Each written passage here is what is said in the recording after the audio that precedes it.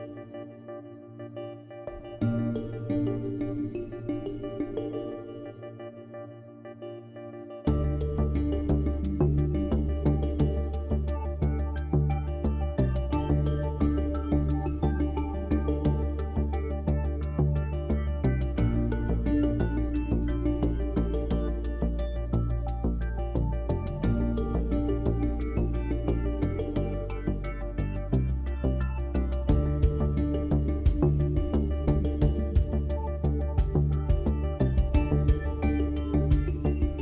level of work we have to do to keep this experiment operating for another 247 years is not as hard as what some of our predecessors had to do. We're not having to storm the beaches of Normandy. We're not having to fight at Lexington. We're not having to go in hand-to-hand combat in the fortresses of Mazar-e Sharif, right? And so for us, it's about participating in a process that many people have fought for us to have, and so do it.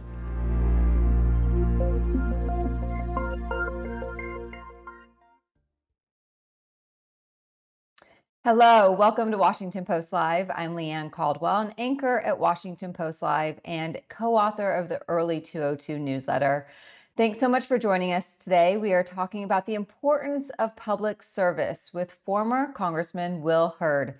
Mr. Hurd, thanks so much for joining Washington Post Live again. Hey, Leanne, it's great to be with you. And a reminder to our audience, we'd love to hear from you. So if you have any questions for Mr. Hurd, please tweet at us at Post Live. So, Congressman, thank you so much for joining us on such an important conversation. I want to start, a little bit big picture and your thought process as a young person in their early 20s who graduated with a degree and could have gone to Silicon Valley to make a lot of money, but you decided to go into public service. You decided to join the CIA instead. Why did you do that?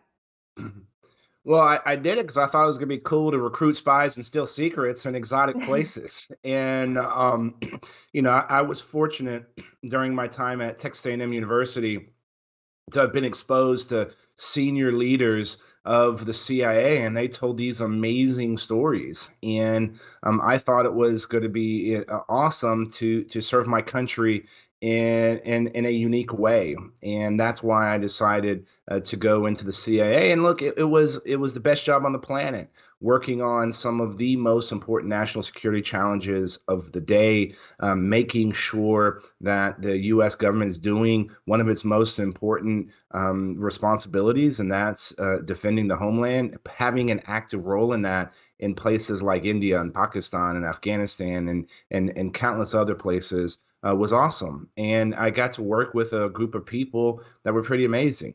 When you're trying to stop terrorists from blowing people up or nuclear proliferators from slipping a dirty bomb into the country, you don't get to say, hey, we don't have enough money, we don't have enough resources, we don't have enough time. And that's not an option. And you have to go out and do your thing with whatever resources you have. And so it was a great experience for me, something that has impacted me. And the only reason I left was because I thought I could help the country and the intelligence community in a different way, because I was frustrated with some of our elected officials.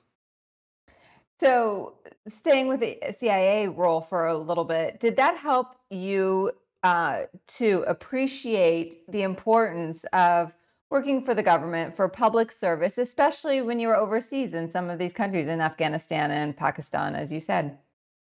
One of the things that I think as Americans we take for granted something as simple and basic as democracy. We assume democracy is always going to exist. And I remember my minor in college was in international studies. And I remember the first class I took was the first lecture was on the rule of law. And I'm 17-year-old Will Hurd is like, the rule of law? Come on, of course there's rule of law. Why are we talking about the rule of law? That's so basic, it's obvious. And I was shocked that this was like our first lesson. And then I go live in places that doesn't have the rule of law.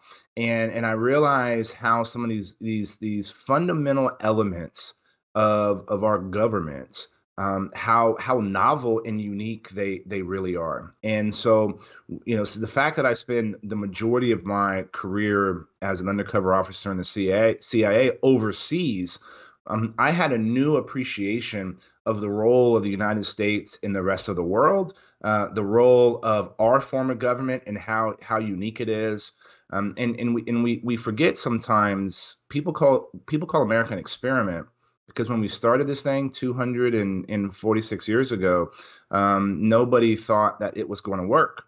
And there hadn't been a democracy on our planet in 1800 years. The last one was Rome, and Julius Caesar screwed that up when he became emperor.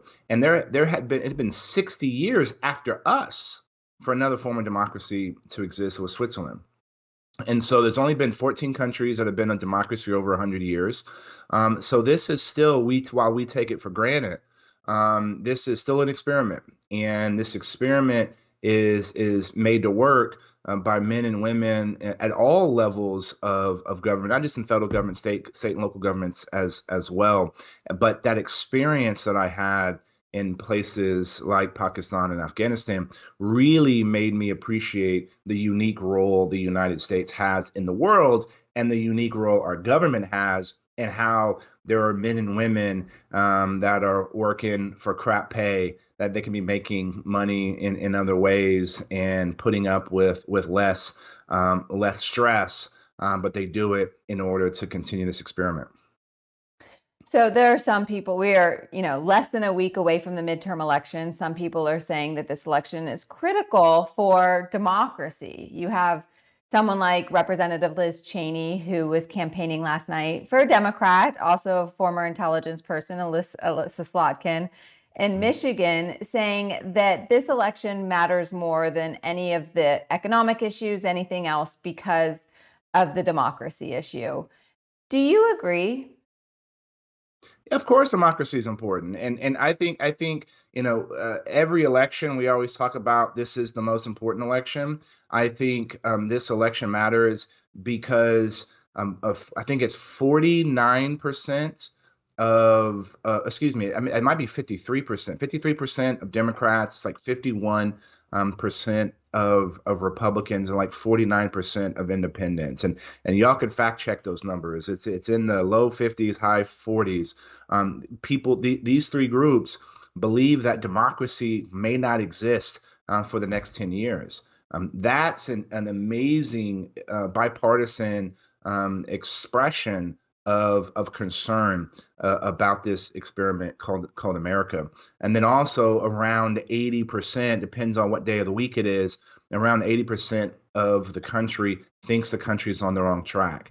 And so yes, this is an important election, but also I think you have those stats I just gave are an expression of how many people are frustrated and concerned with the status quo and where things are. And so this is why it's important for people to go out to vote. It seems that this election cycle, we're going to be near, or it appears that turnout's going to be near highest turnout in a midterm election, similar to 2018. But unfortunately, turnout in 2018 was only 49%.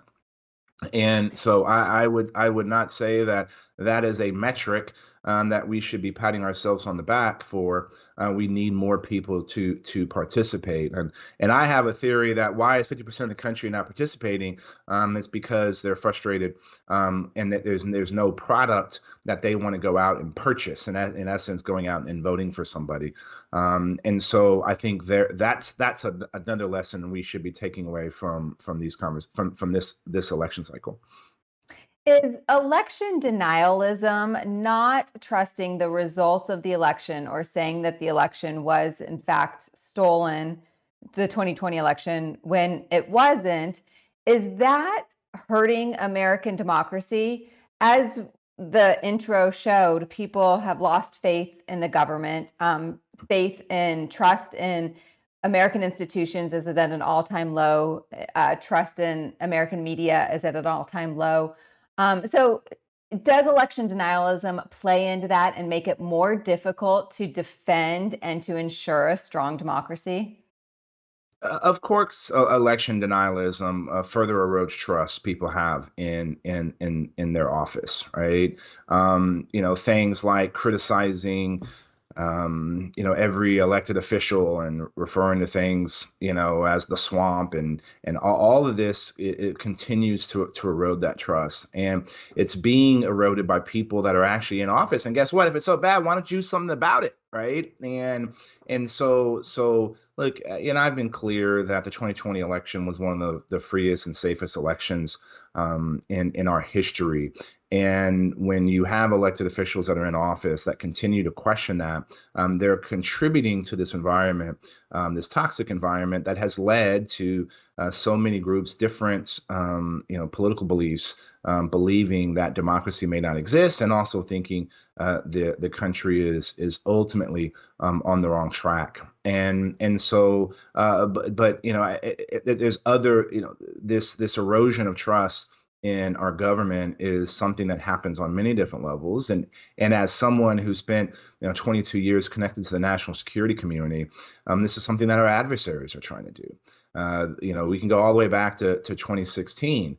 There was erosion in trust in the 2016 election, and the inference that the Russians were involved, and what they were trying to do was erode trust in our institutions, make us question each other, make us question our forms of government, make us question the validity of our systems that we've had in place for almost 250 years.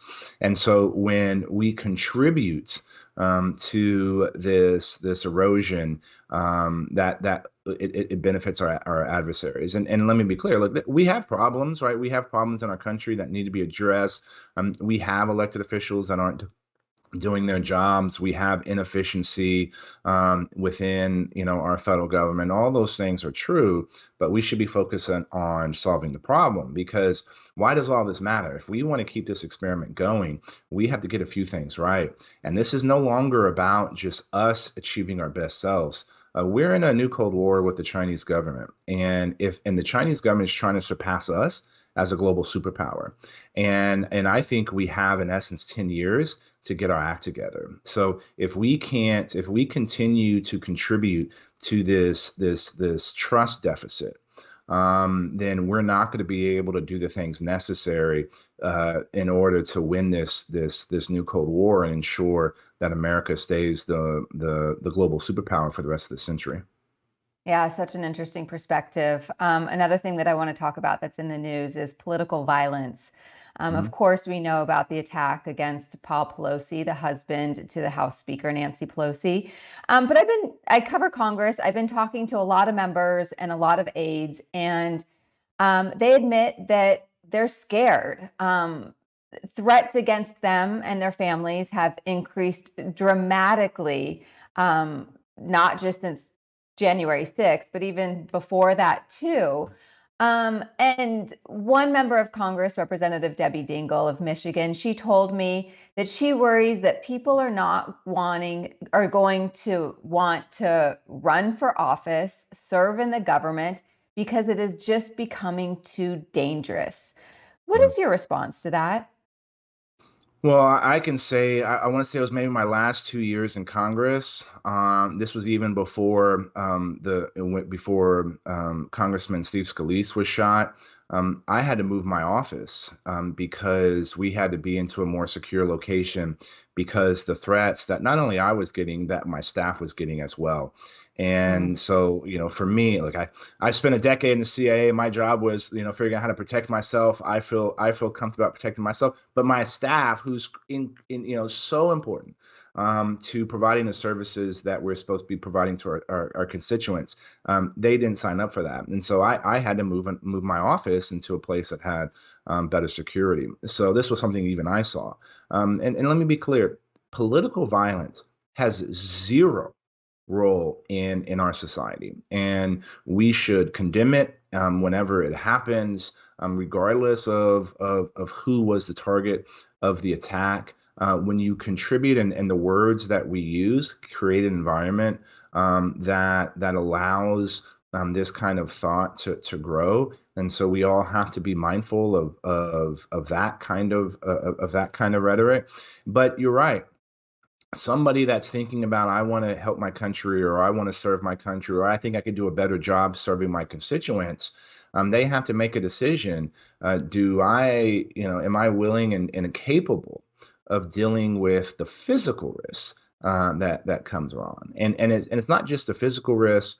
It's the digital harassment, if you will, when it comes to these things, people being in your business, trying to find your home address. The number of protests that are happening at people's home addresses is concerning as well too.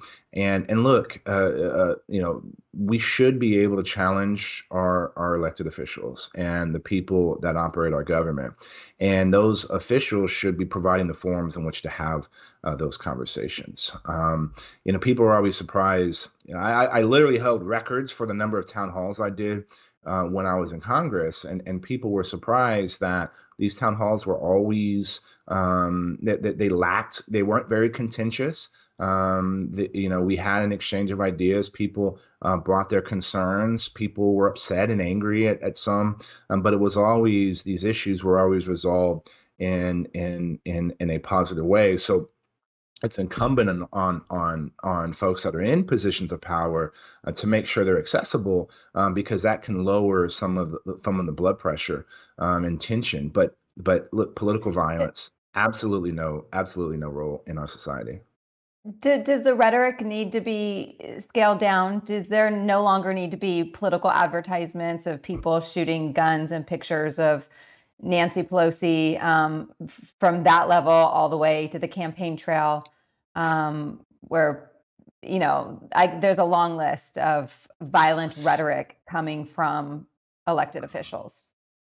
Yeah, and Leanna, I'm sure some of that stuff exists. And yeah, anytime you're intimating violence, right? Like that is not something that if you're in a position of authority, you shouldn't be intimating violence. I don't think anybody should be intimating violence on someone, right? And that there's you have a responsibility that is your actions contributing to the environment in which we're in.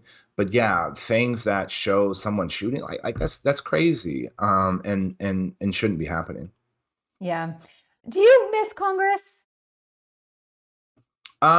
Here's what I miss, right? The part that I miss was helping people, deal with challenges. Most of us go through our day and realize, and you don't need the government to help you, right? But that veteran who's having a problem getting an appointment in the VA, or their kind of support that they need, to be reimbursed, is taking long, is having an impact on their ability to pay their bills, or a federal employee that gets wrongly denied a workman's comp and is potentially going to get evicted from their home, right? These were the kinds of things that we dealt with all the time. And I miss doing that. Like that was, you don't read about that. People don't talk about those things on the news, or, but that was the part that for me was super fun. That's the service part. That is the part where you're helping people representing the government, correct?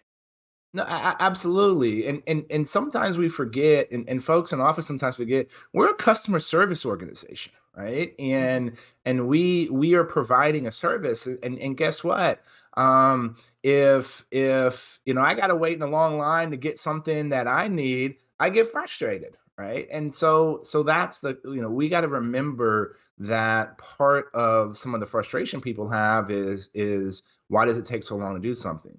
Why does it take so long to renew get your passport renewed? Right? Like it should Hmm. be simple, and I shouldn't have to go to the post office to do something like that. Now that's a very minor example of something that I'm talking about. But yes, we and sometimes we got to step back and say, what is the role of the government? The role of the government is to, one, defend our homeland, two, make sure that interstate commerce is able to happen, and enforce our laws and ensure people have the ability to reach their potential, right? And so this is a noble cause.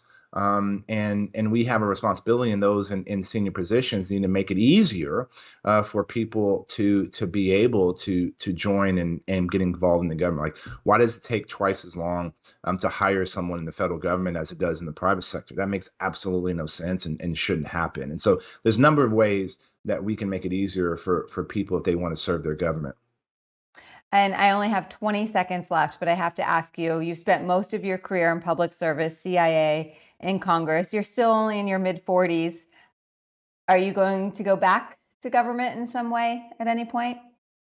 If I can serve my country again, I'll obviously evaluate it. My career is probably not over. Great. Will Hurd, thank you so much for your time today. I really appreciate it. Thank you. And we will be right back with part 2 of our program. Stay tuned. Working for the government can be hectic. Finding life insurance shouldn't be. And with WAEPA, it's not. WAEPA offers life insurance for feds by feds, and it's been serving civilian feds for more than 75 years. With WAEPA, feds get more than just cost-effective life insurance. They get the peace of mind that comes from having a trusted insurance policy that helps protect their families. That's the reason why more than 46,000 feds have already made the switch to WAEPA. Learn more at waepa.org. Thank you all for joining us. My name is Lana Wong, and I'm pleased to be here today in conversation with Shane Canfield, the CEO of Worldwide Assurance for the Employees of Public Agencies, also known as WAEPA. So Shane, we are tight on time. Let's dive straight in. Here we are in the middle of another election season. In just 6 days, Americans across the country will cast their ballots in the midterm elections. So as we face another transition of elected officials, what do you think is something people often forget? Thank you, Lana. I think some people equate political elections with civil service. I think it really needs to be separated in the sense that career civil servants serve whatever administration is in power. They are doing the work of federal government, which only the federal government can do. We're talking about everything from park rangers to FDA inspectors, scientists at NASA and NIH. The federal government workers, people that stay with the federal government for years, often their entire career, they stay out of the political fray and do the work of the nation. Without them, the government and the country wouldn't run. Absolutely. And I don't know if our viewers understand just how many people are currently employed as civilian feds. Right now, it's over 2 million full-time employees. That's and an additional 600,000 postal workers, and that doesn't even count the military. So it's the nation's largest employer by far, and they are dedicated to doing their job regardless of which political party happens to be in charge, what their tendencies are, what their views are towards civil service. They're there to do their job, and they're truly committed to doing it. And so you mentioned the word service, which is often something we think about in relationship to the armed forces and to elected officials. But when it comes to civilian federal employees, what does that word mean for you? My father's generation was very responsive to JFK's ask not what your country can do for you, but what you can do for your country. This was truly inspiring. I was a child, but I watched it happen. Thousands of people joined the federal government and stayed with it for decades. That calling is something that's unique to federal service, and we need to keep reinvigorating that. I love what you said about your father and the calling of his generation into a career of service. But let's talk about what it looks like today. For those currently serving, what does the future of the federal workforce look like? And do you think the pandemic has left a lingering impact? What's the most important thing you think our viewers need to know? I think right now the current administration is very much in favor. They're very friendly to civil service. We'd love to see that. And the baby boomer generation is going to retire. The pandemic slowed that down with working from home.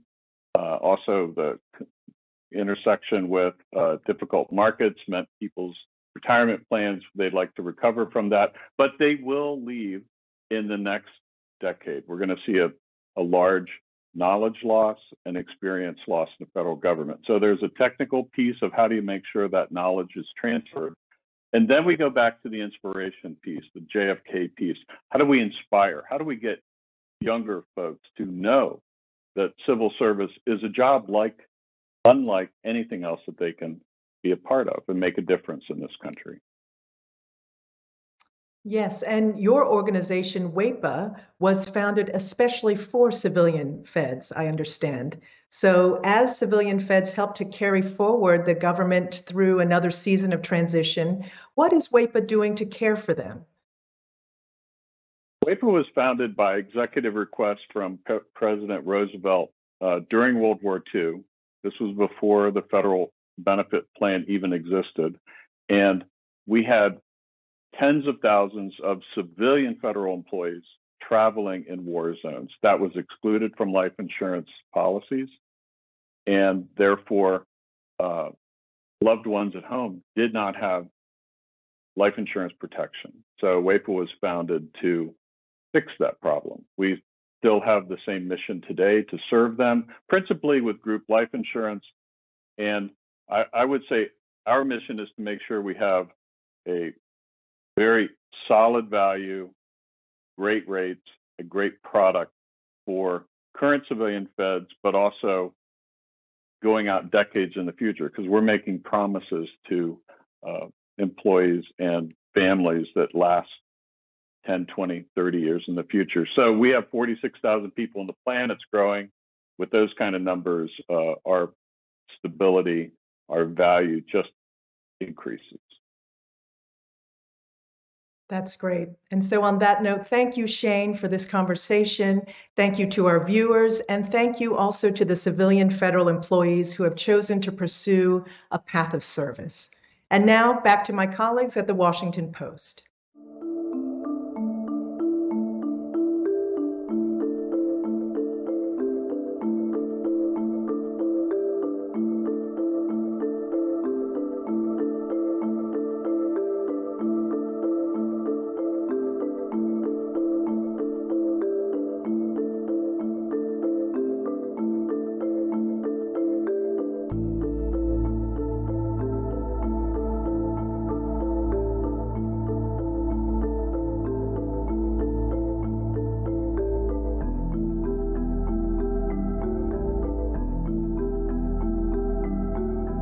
I think the key to a clean energy innovation revolution is going to be the electric power sector.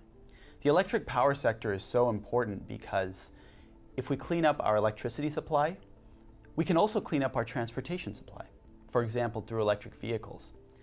And so these downstream shifts to new technology can be cleaned up if we have an upstream shift to clean energy.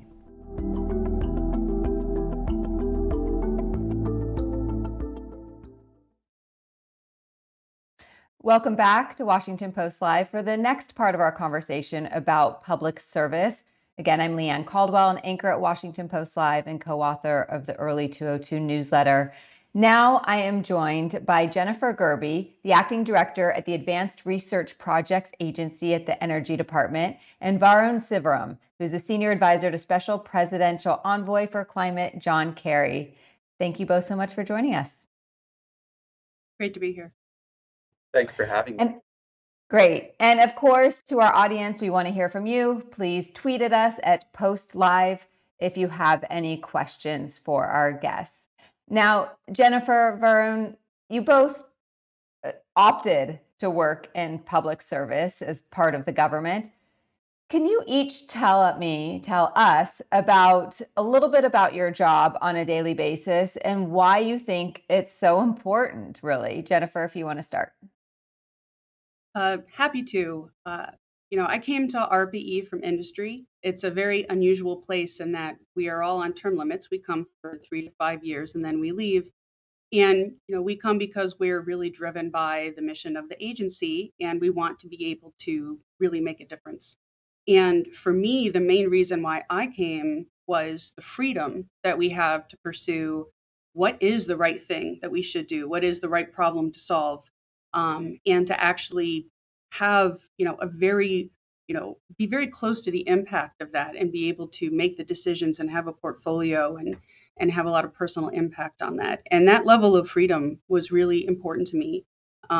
And I have to say, it's the busiest I've ever been, but it's the best job I've ever had. And it's because, I believe in the mission 100%. So it's been very fulfilling for me. Great. Varun, what about Thanks, you? Leanne. Well, like Jennifer, I joined from industry. I was formerly the chief technology officer of India's biggest renewable energy company, Renew Power.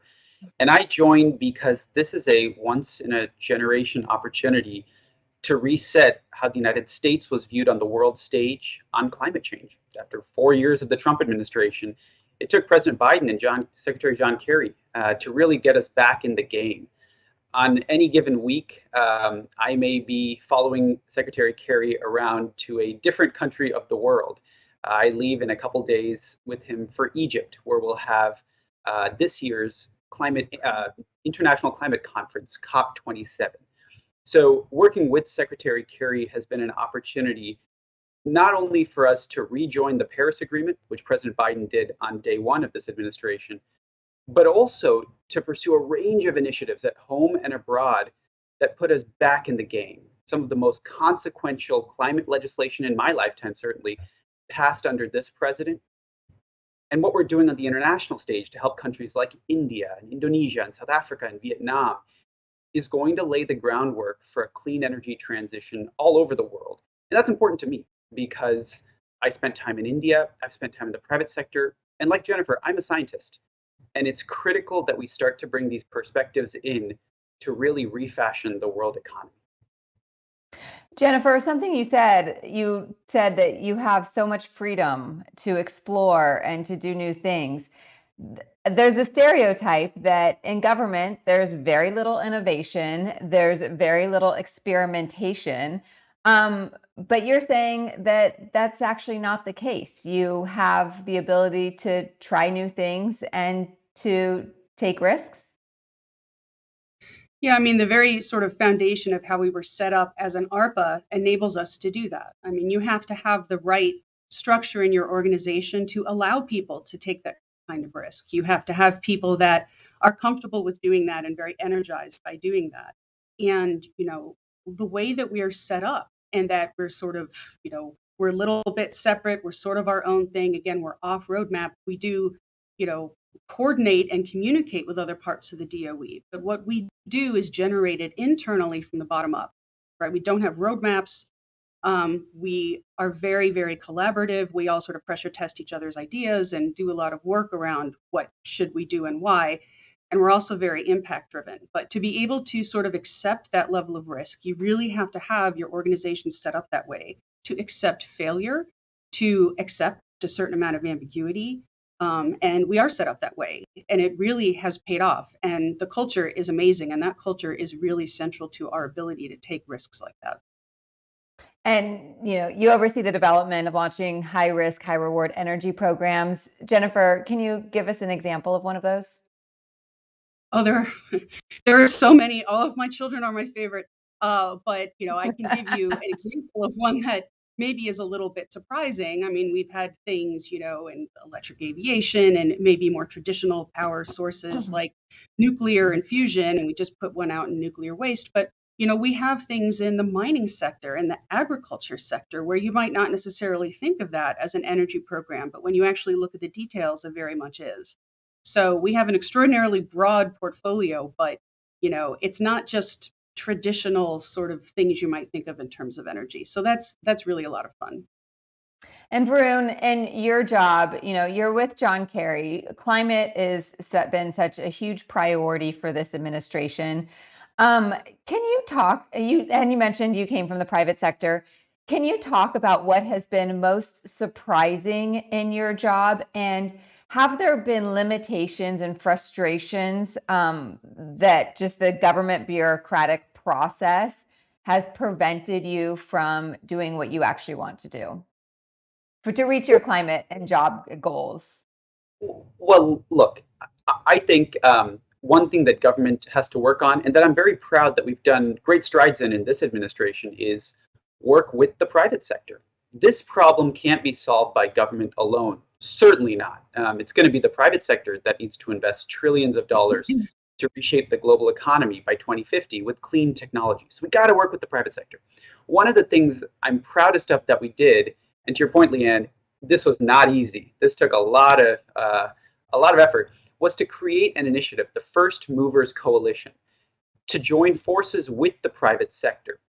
We took as inspiration how vaccines, for example, for COVID, came into being, or how commercial spaceflight by SpaceX came into being, through these demand signals where, for example, we promised to purchase a certain amount of COVID vaccines if somebody invented them. And lo and behold, Pfizer and Moderna actually did invent COVID vaccines.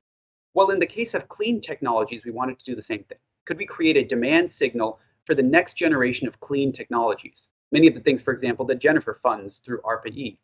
And so we brought together 60 of the world's biggest companies, Apple and Amazon and United Airlines, and also Indian companies and companies around the world, to make these commitments that they would purchase new technology in conjunction, standing side by side with President Biden and governments around the world. And we've created a $10 billion demand signal now so that the next generation of technologies for clean cement and steel and clean aviation fuels will all come to market in this critical decade. And that's so important because if we don't bring new technologies into the market in this decade, between now and 2030, joining hands with the private sector, something the government really needs to work on, well, if we don't do that, we really have no shot at transitioning away from fossil fuels in these sectors, heavy industries, for example, shipping and aviation, long distance transport. But if we do bring them to market in this decade, we'll see an exponential growth in the next generation of innovative technologies, helping us to truly transition to net zero by 2050. And Varun, you mentioned that you're going to COP27, you're going to Egypt. Of course, that's a big international climate conference. What are the United States' goals? What do you hope to come away from that conference? Well, this COP this year is really a reflection of how much work has gone into the ambition that we set out last year. So last year, the COP26 in the United Kingdom in Glasgow followed one full year of the Biden administration being in office and pushing the countries of the world to raise their climate ambition. We got 65% of the world by GDP to commit to these ambitious climate targets to keep the world from overheating, from global warming greater than 1.5 degrees Celsius. This year we called the year of implementation, going into Egypt. And every country has done a lot of work, and no country more so than the United States, which passed the bipartisan infrastructure law under President Biden to invest billions in clean technology infrastructure, and the Inflation Reduction Act, which is the most consequential climate legislation in our history, practically in the world's history. Thanks to these two bills, we'll have at least $500 billion going into the next generation of climate technologies.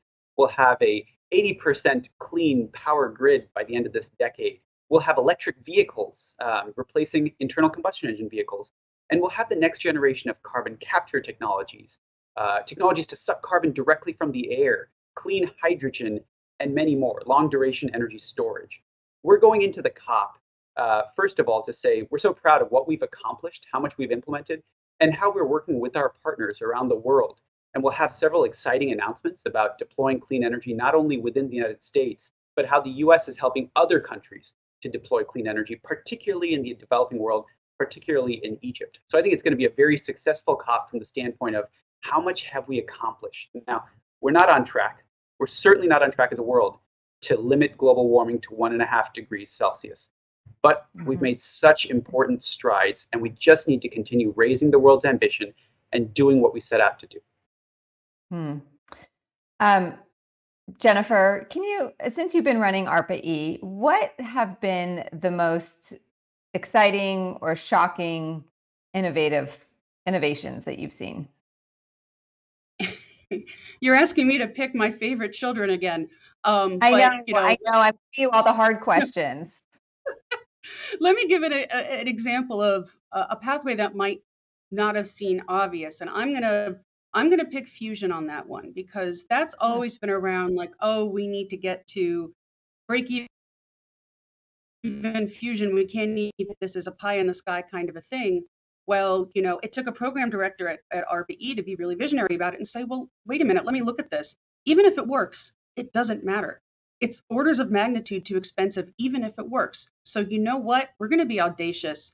We're going to take $30 million, but put different metrics on this and say, look, if fusion's actually going to be useful for this country, you have to look at actually how much it's going to cost. And that's going to send you down different technical pathways than what exists now. So even before it worked, we had a program in fusion. We have multiple programs in fusion now. And, that has really paved the way to think about this as, a really potentially impactful form of energy. And so that's an example of looking at things like, very pragmatic market and cost types of issues, along with the technical, to say, we need a new disruptive pathway here, or it's not going to matter.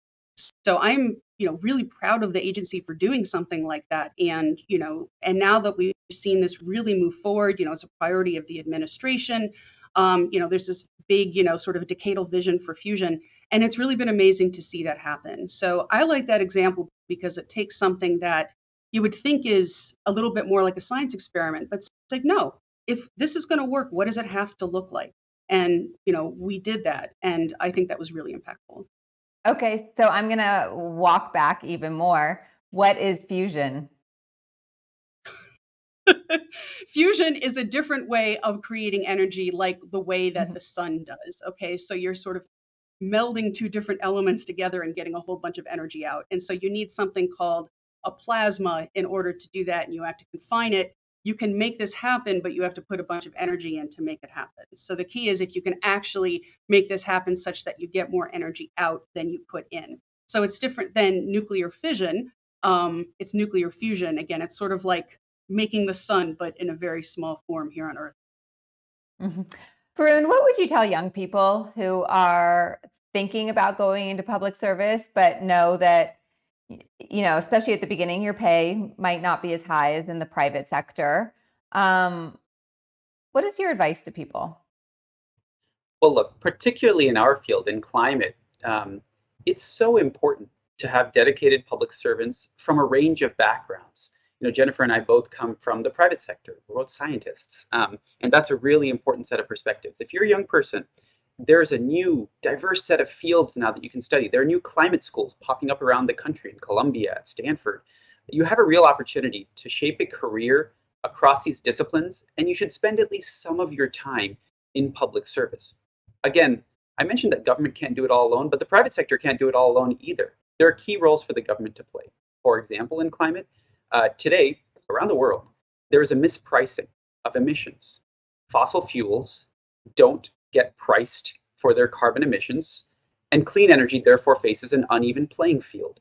That's one role for government to step in on. Another role for government to step in on that Jennifer and I both work on intimately is there's not enough incentive for the private sector to invest in the next generation of technologies. And so government can step in and provide research and development and demonstration dollars.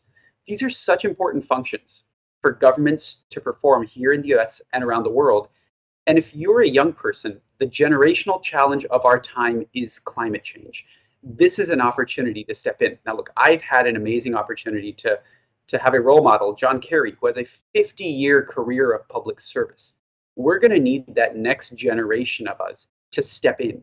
Will we spend 50 years in public service? Maybe not, but I probably won't. There is now an opportunity for us to really have hybrid careers. Leanne, you mentioned, you may not get paid very much in the government, but the impact you have in the years you do spend in the government can be outsized. And there's an opportunity now, I know climate, but across a range of fields, to go out, to build experience in the private sector and advance your career goals, to go into academia, and to come back into government and share all of the expertise you have built to solve this wickedly interdisciplinary problem. The problem that's not going away, but it's one that, with the right set of minds in the private or in government, we really have a chance of solving.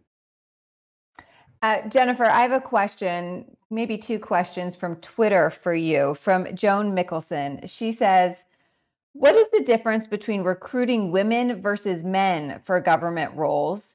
And her second question is, and what advice do you have for people who want to work in the government for cutting through the red tape delays? Our last guest, former Congressman Will Hurd, did make the point that it can take twice as long to go through the hiring process in the government than it does in the private sector. Jennifer, do you have thoughts on either one of those questions? Absolutely. So the second part first, we have special hiring authority at the agency because we have term limits. So we can hire very quickly. It doesn't go through the normal federal system, which is important because once you're here, 5 years goes by like that. So we're always hiring. It's a very unusual model in the government, but for us, it's a very good fit and it works very well. And I think this is something that is good for folks to consider when it meets the needs, of where they're working and what their mission is. In terms of, recruiting women versus men, or I would say diversity in general, that really is a challenge. And, it's partially a challenge because, we are public servants. We're very thankful for what we do get. I'm not going to pretend that our salaries are competitive with the market, especially at the senior end of the scale. You come because you have a passion for the mission. That's harder for you the earlier career you are, just to make that work financially sometimes for some people. So you have to realize that. You have to be flexible. One of the things I did was, especially with COVID going on, is we do have some program directors now and tech to market advisors who are remote and they come in 1 week a month. And that has enabled people to take a job here that would not have otherwise been able to do that. So I think, increasing flexibility, but also listening and asking people what they need. What would it take for you to be able to do this job? If you can't do it now, can I reach back out to you in a year or two? We have people come in that we've been talking to for 5 years or even longer when finally the time is right for them. So I really do think that you have to listen and ask people, how can we make this work for you? I think that's important. And Varun, final question. We only have a few seconds left, but how long do you think you're going to stay in government service, and how fulfilling is it compared to your last job running India's largest renewable energy company? Well, look, each of these roles scratches a different itch. I hope to spend the rest of my career, attacking the climate problem from the public sector. I plan to be in, many more government roles, but also from the private sector. And in academia. One story I'll share for those thinking about, particularly if you're a technical person. When I was doing my PhD, I was doing a PhD in physics in a next generation solar technology, and I would make solar cells that were like as big as your fingernail, and they rarely worked very well. My first job out of PhD, was to work in the city government of Los Angeles, where our goal was to keep the lights on for the city through its energy utility. And I took a helicopter ride over to see one of the world's biggest solar farms at the time out in the Mojave Desert. And it got me thinking, there really needs to be somebody who connects these worlds between building these fingernail-sized solar cells that rarely work and scaling them up to the point where they could be in a solar farm that only a helicopter can see because it's so big. And bridging that gap is going to require a special hybrid of person. I want to be that person. I loved working in India because we were scaling up clean technologies in the fastest growing emerging economy with the largest energy demand growth. It's so important to solve climate there. And I love working in the US government because we have a special ability to develop the technologies that the rest of the world can use, and a leadership that President Biden's shown. And I think structuring a career like this, where I keep bouncing back between countries and between sectors, is not only going to be fulfilling for me, I think it's my best shot at having real impact at solving the climate crisis. And I really urge anyone else to think about doing the same. Great. Thank you both so much for your time today. We are out of time. But the conversation was wonderful. And I have to read your titles, so I apologize because they're so long. Jennifer Gerbi, the Acting Director at the Advanced Research Projects Agency at the Energy Department, and Varun Sivaram, Senior Advisor to Special Presidential Envoy for Climate, John Kerry. Thank you both so much. Thank you for having us. And thank you for watching. To find this program and all of our programs, you can go to washingtonpost.com/live and learn all about what we do here at Washington Post Live. Thank you so much.